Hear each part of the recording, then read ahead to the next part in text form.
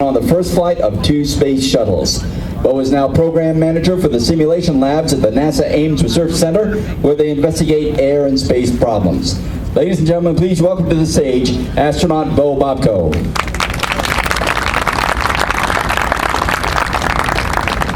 Thank you very much.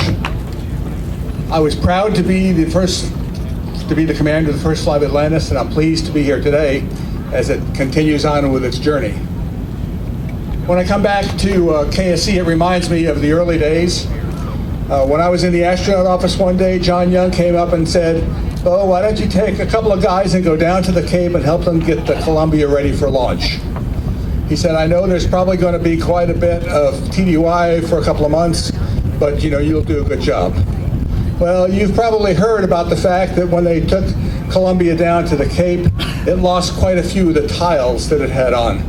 And so they decided that was no good. They better test all the tiles that was on Columbia. And when they did, they found even more that were defective. And so they had to devise a solution so they wouldn't come off and implement that solution.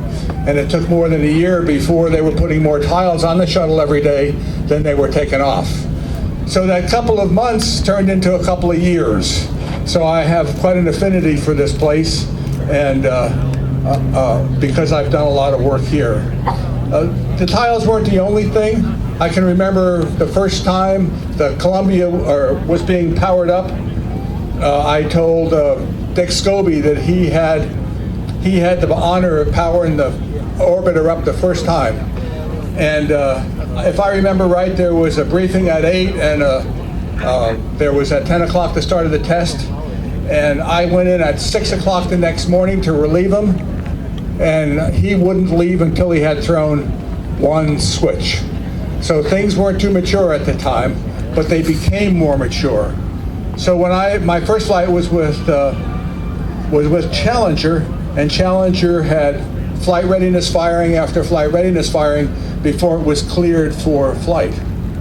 My second flight was on Discovery, and that mission had gotten close enough 3 times that they had designed and made these patches for that mission, and then the missions were canceled. So I have 4 patches that look almost the same, but they're all a little bit different. But my third flight was on Atlantis, and Atlantis, it was a military flight, so they couldn't tell you more accuracy than just the day it was going to land or launch, and they didn't even tell you what day it was going to land. But they announced that and committed to it months ahead of time, and it made it right on time, right to the second. So when I see Atlantis, I see a vehicle which I think demonstrates the maturity, the reliability, and the experience of the people down here at the Cape to get ready to fly and to fly on time. Let me tell you just a little story about Atlantis. My wife came to me and said, "Bo," she said, "I have some work that there's possible work in Baltimore, except I think it's about the time that you might be landing." Now, this was a military mission, so I couldn't tell her. And I said, "Well, Diane," when we were going to land or launch. So I said, "Diane, remember Challenger and all the flight readiness firings. Remember Discovery and the different patches that were made. This is the first flight of Atlantis. You tell me, are they going to make it?"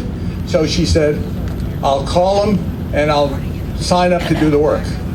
And so we had underestimated the experience that NASA had gained over the years, a couple of years that they were flying, and the reliability that the shuttle had, and the flight went off right on time. She was there for the landing. She gave me a kiss on the cheek, and then she had to hightail it off to Los Angeles to catch an airplane to go to Baltimore, which she had signed up to do a couple of months before. So when I look at Atlantis, I look at this vehicle and think it's not only a great spacecraft, but it's a reliable, and it's supported by people who have a lot of experience, who have a lot of knowledge, and can do a lot of things with space right here at Kennedy Space Center. So thank you very much. I'm glad you all came. It's a bittersweet day for us who have flown Atlantis. Thank you.